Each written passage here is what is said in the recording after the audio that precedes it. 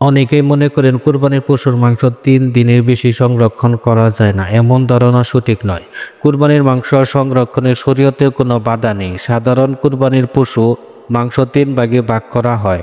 ১ ভাগ পরিবারের জন্য, ১ ভাগ আত্মীয় স্বজনদের জন্য, ১ ভাগ গরিব দুঃখীদের জন্য।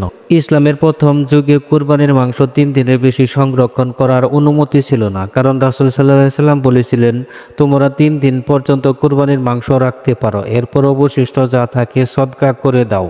তবে পরে এই নিষেধাজ্ঞা প্রত্যাহার করা হয়। এ প্রসঙ্গে রাসূল সাল্লাল্লাহু আলাইহি ওয়াসাল্লাম বলেছেন, দরিদ্র মিসকিনদের কথা বিবেচনা করে আমি সংরক্ষণ করতে নিষেধ করেছিলাম। এখন তোমরা নিজেরা খাও, অন্যকে খাওয়াও, সংরক্ষণ করতে পারো। বেশিরভাগ আলেমদের মতে কুরবানির মাংস ৩ দিনের বেশি সময় ধরে সংরক্ষণ করা বৈধ।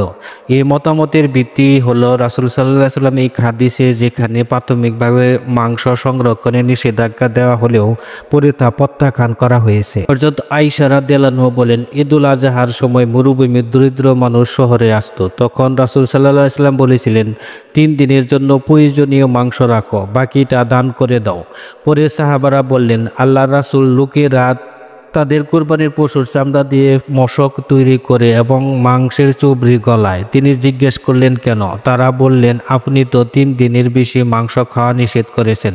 তখন রাসূল সাল্লাল্লাহু আলাইহি ওয়াসাল্লাম বললেন, আমি এই নিষেধাজ্ঞা দিয়েছিলাম কারণ সে সময় দরিদ্রতা এসেছিল। এখন তোমরা খেতে পারো, সংরক্ষণ করে রাখতে পারো এবং দান করতে পারো।